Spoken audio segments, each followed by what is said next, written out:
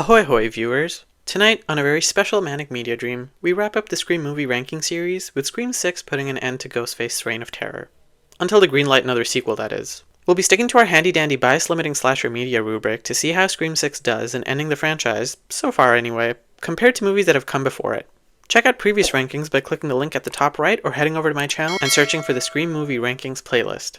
Let's get into it. When you look at the numbers, it's no surprise that successful horror movie franchises are coveted by Hollywood movie studios. Unlike rom-coms, dramas, comedies, and adventure films, horror movie franchises are unique in the sense that they A. require very little investment, B. have the potential for high profit margins because of a built-in audience thirsty for more bloodshed with their favorite fictional serial killer and or malevolent entity, and C. have the potential for way more sequels than any of the other genres mentioned previously because evil just never dies. We've seen this with New Line Cinema and the A Nightmare on Elm Street series, which single-handedly financially sustained the company long enough to be bought by Warner Brothers, the Saw series, which released its 9th sequel in 2023 to make more than 8 times its budget and garner the best critic reviews since the series' inception. And let's not forget the quintessential low-risk, high-reward horror movie franchise, the Paranormal Activity series, which had one of the highest returns on investment, making approximately more than 30 times its overall budget. With Scream 6, the Scream franchise cemented its legacy as a successful horror movie franchise beyond just being a successful horror movie trilogy, with Scream 5 walking so that Scream 6 could run to improved box office numbers that hadn't been seen since Scream 3. Not only did audiences see it as a welcome addition to the franchise, but even critics jumped on the bandwagon of the 6th movie, being a clear improvement over its predecessor. So, did Scream 6 truly improve over Scream 5? Does the movie hold its own with Neve Campbell being absent in her role as Sidney Prescott?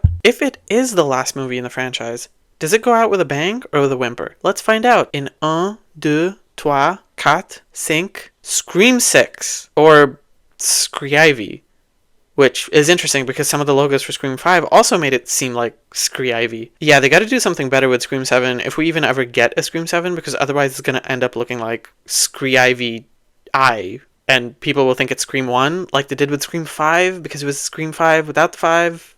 So weird. Anyway, kill count. This movie had so many kills.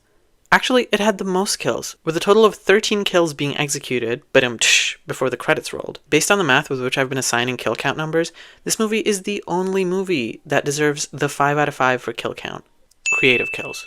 How do you do creative kills in a franchise that largely relies on stabbing, which can get pretty old real quick? You introduce a shotgun. While previous Scream movies have made use of pistols, a shotgun is an insane upgrade that is very much welcome in as brutal a movie as this. You had people being blown away with the shotgun, one guy getting the slaughterhouse treatment when he's found dismembered in a fridge, and a super awesome new character that unfortunately meets a devastating demise when she's had her stomach ripped open and pushed off of a ladder to her death. The shooting in the head, TV to the head, and stabbed in the head thing is getting a bit old at this point, and the fact that all 3 Ghostfaces had a head-related death makes me think they really gotta switch it up, because if regular victims can die from stabbings, we gotta turn the tables and have Ghostface die from stabs too. 4 out of 5. Thrilling chase scenes.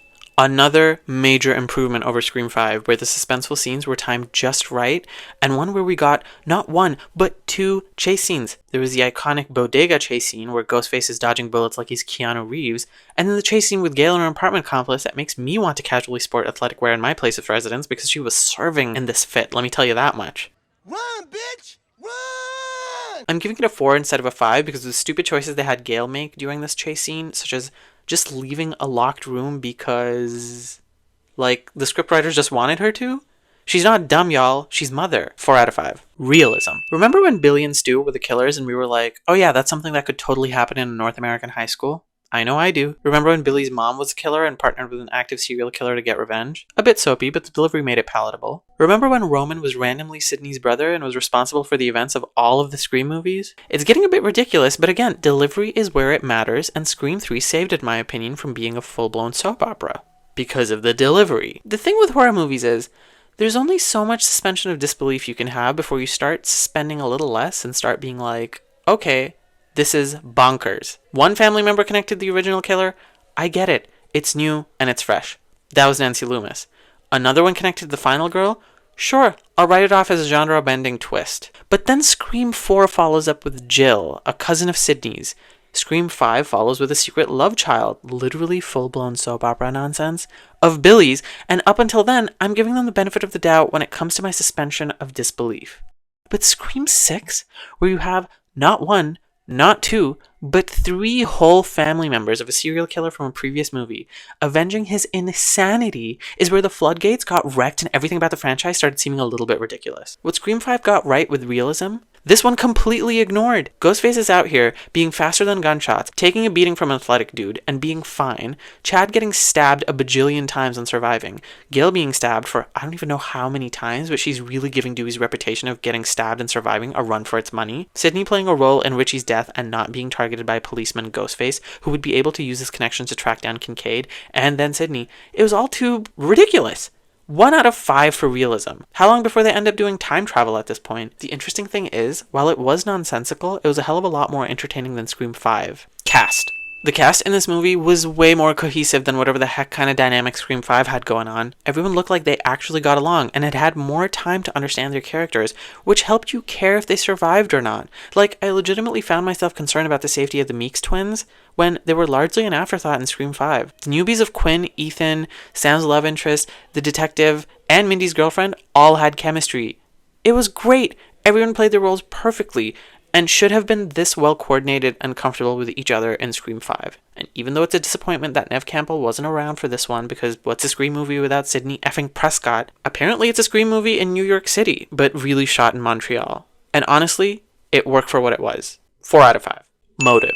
I'm starting to realize how closely realism and motive scores are tied together, because the motive in this movie really highlighted how unrealistic everything was becoming. Again, you have 3 family members, 2 young ones with the rest of their lives ahead of them, and their stand-up comic of a police officer who monologues way too much, all got together to avenge a killer? Like, we've seen this crap before in Scream 2. It doesn't matter if it's mirroring Scream 2, because there's no twist. It's not even an homage. It's just copied directly from Scream 2. You just have more players? I mean, you have a family member carrying out the killing as revenge, and then they die. Okay? I'll give it a 2 because parents can get pretty protective of their kids, even if it's becoming a bit cliche in the franchise as a whole. Horror, humor, balance.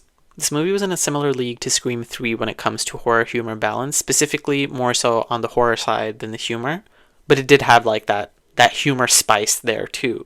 Interestingly enough, it also made reference to Jennifer Jolie's character from Scream 3 with a retrospective sign, so shout out to the Queen. But regardless, this movie was funny, whether it was callbacks to Gail having a history of getting punched in the face, or the characters cracking jokes at the suspected killers. The horror was pretty intense too, with Ghostface seeming like he's more of a track star, an athlete, than previous movies, and people getting thrown through glass walls. 5 out of 5, but only because it balances its horror, whereas Scream 3 got too campy. I still love that movie, I don't care. Brutality. This Ghostface was brutal as hell. Not only were there 3 of them, but they stabbed Chad 100 times, slit open a girl's stomach and tossed her into the streets of New York from an apartment window, murdered someone in the shower, and were just being an all-around menace. The movie speaks for itself. 5 out of 5. Dialogue.